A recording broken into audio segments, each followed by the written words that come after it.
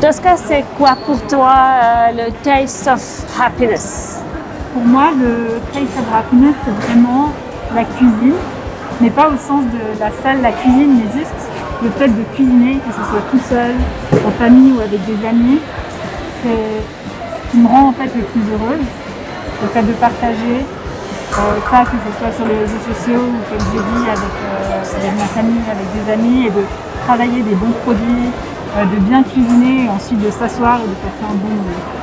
Tosca, j'aimerais bien te montrer la cucina, tu le connais? Ah oui, qu'est-ce que c'est? Ça, c'est un magasin pour thé et des épices. Ah super! Quelles sont tes épices préférées dans ta cuisine? Alors, il y a plusieurs choses qui sont très importantes à avoir dans sa cuisine justement. D'abord, c'est du bon sel.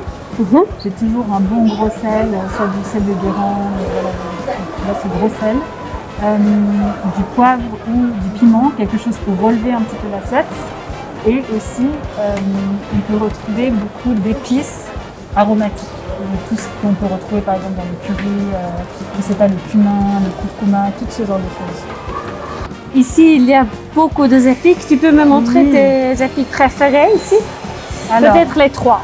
Si je devais en choisir que 3. Seulement 3. Tout d'abord, ici, je vois qu'il y a du togarashi. Donc ça, c'est un piment japonais que j'aime beaucoup utiliser dans ma cuisine. Donc ça, c'est pas mal. Ensuite, il y aurait la fleur de sel. Je pense que c'est très important aussi d'avoir toujours un bon sel dans sa cuisine.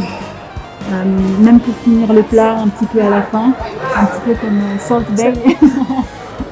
Il y a une différence entre le sel parce qu'il y a l'Himalaya et fleur de sel. Si tu dis un bon sel, il existe un mal sel? Ça dépend, le sel fin, on va pas trop l'utiliser pour finir le plat en fait. Ça va juste donner un goût différent, enfin il y a juste des complexités différentes dans le sel. Par exemple un gros sel comme ça, on va pas l'utiliser sur un plat parce que c'est des cristaux qui sont trop gros. Et ça c'est vraiment juste la bonne largeur de grain on va dire. Et enfin, si je devais encore en choisir un autre, ce serait le cumin. C'est une épice aromatique que j'utilise beaucoup aussi, qui apporte vraiment un petit côté oriental au plat, mais ça va aussi bien voilà, avec les légumes, les pois chiches. Il y a des plats où on ne s'attendrait pas en fait. On pourrait les mettre même dans une sauce à salade, voilà, c'est super bon. Donc voilà, si je devrais vraiment en choisir 3, ce serait ces 3-là.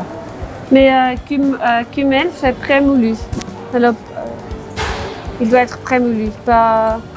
Alors ça dépend ce qu'on veut en faire. Si c'est du cumin avec les petits grains comme ça, on peut le faire sauter dans la poêle avec de l'huile d'olive. Et ça c'est bon voilà, pour faire revenir des légumes, tout ça. Mais ça c'est meilleur par exemple dans tout ce qui est préparation, comme du houmous, comme du caviar de berger. Il ne va pas y avoir les petits grains justement dedans, qui vont être un peu amers on va dire en bouche si on les mange comme ça.